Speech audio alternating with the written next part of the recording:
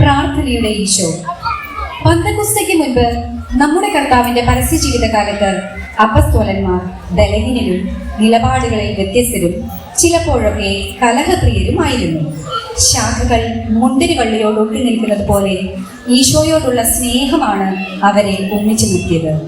തന്നെയുമല്ല, അവർ ബലഹീനരാണെന്ന് അറിഞ്ഞുകൊണ്ട് തന്നെയാണ് ഈശോ അവരെ തിരഞ്ഞെടുത്തത്.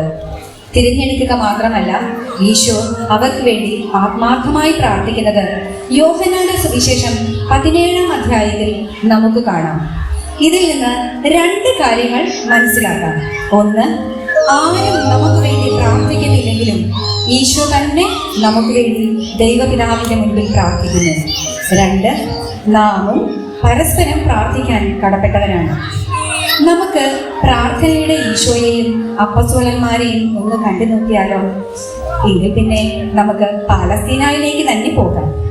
നമ്മുടെ അപ്പസ്തോലന്മാരെ ഇന്നിന്റെ കാലഘട്ടത്തിൽ എന്നതുപോലെ നമ്മിൽ ഒരാളെ പോലെ നമുക്കൊന്ന് നോക്കിക്കാണാം.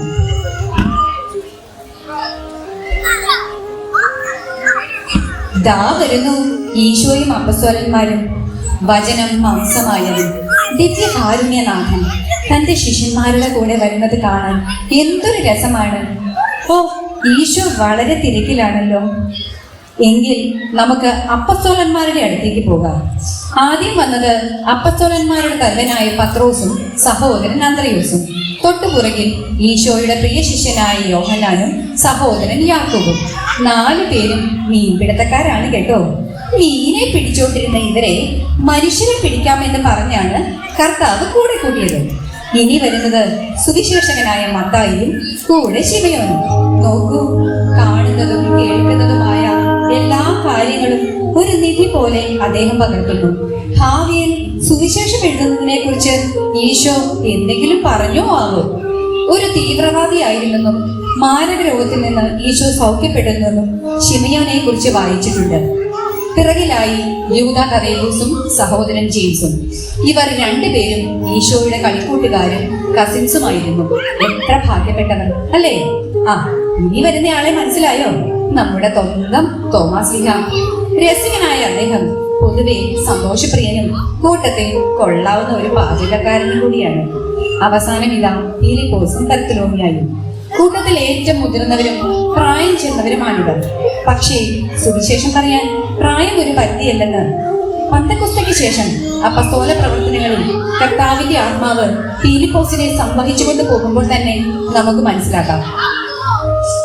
എന്നാലും ഈ എണ്ണം തികഞ്ഞില്ലല്ലോ.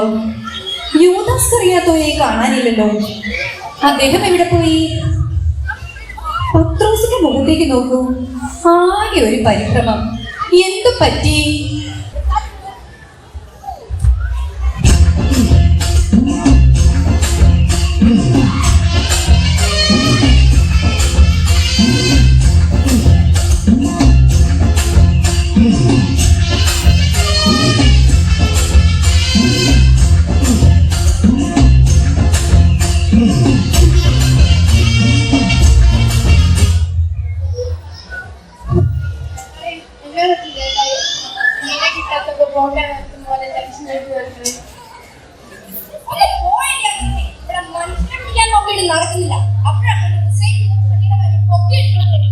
പത്രോസ്, എന്താ കാര്യം പറ, നമ്മൾക്ക് എല്ലാത്തിനും പരിഹാരമുണ്ട്.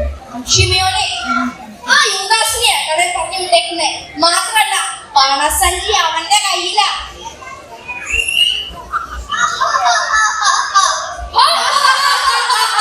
നിങ്ങൾ എന്നാ എല്ലാവരും ചിരിക്കുന്നേ? ഞങ്ങളൊരു കമ്പനിക്ക് ചിരിച്ചതാ. സിറ്റുവേഷൻ അനുസരിച്ച് ചിരിക്കണം. ഓ, ഇപ്പൊ ഇവ ചായക്കടയിൽ പോയി ബോണ്ടേ തിന്നത്തെ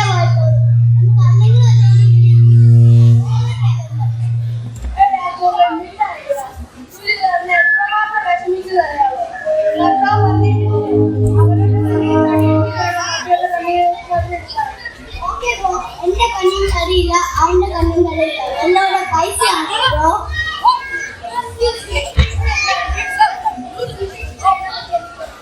മക്കളെ, കഴിഞ്ഞ ആഴ്ച കർത്താവ് പഠിപ്പിച്ച് വഴിതെറ്റി പോയ കുഞ്ഞാടിന്റെ കാര്യം എഴുതി കഴിഞ്ഞു. എന്നാ അതൊക്കെ ഞാൻ ഇവിടെ നടത്തുന്നു. ഞാൻ പോകുന്നില്ല. പോയിട്ട് വരും എനിക്ക് ചിന്തുമാനാണ്. എന്നിട്ട് വേണം ഞാൻ പിടിച്ച് പറക്കി. പിന്നെ എങ്ങനെ ഞാൻ എന്റെ കർത്താവിനെ നോക്കും?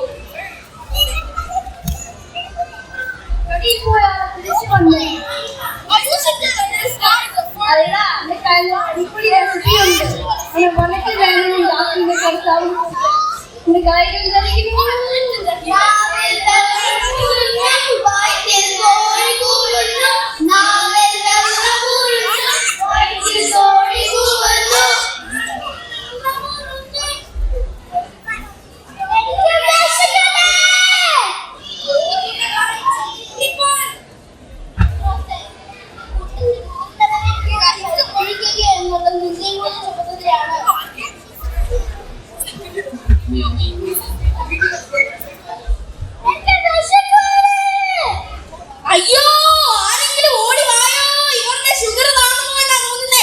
ഇച്ചിരി വെള്ളം കൊടുക്കോ.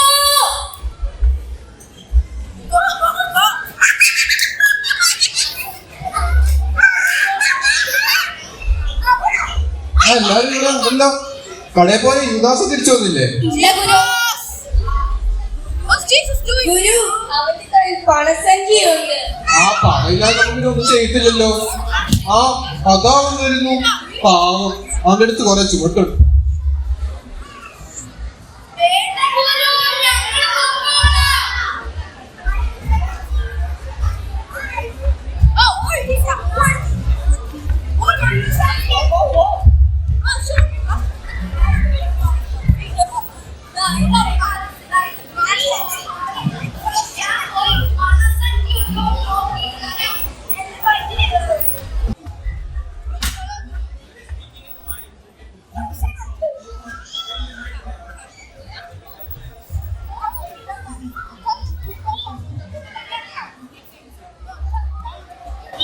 അത്രോസൻ തപ്പിയ സാധനം കിട്ടിയല്ലോ അല്ലേ? വരും, നമുക്ക് ഇവരെ കൊണ്ട് അകത്തിരിക്കാം. നിങ്ങളും കുറച്ചു നേരം അവന്റെ ഒപ്പം പോയി കാത്തിരിക്കും. ഞാൻ എന്റെ കർത്താവിന്റെ ഒപ്പം കുറച്ചു നേരം ആയിരിക്കട്ടെ. ഓക്കെ.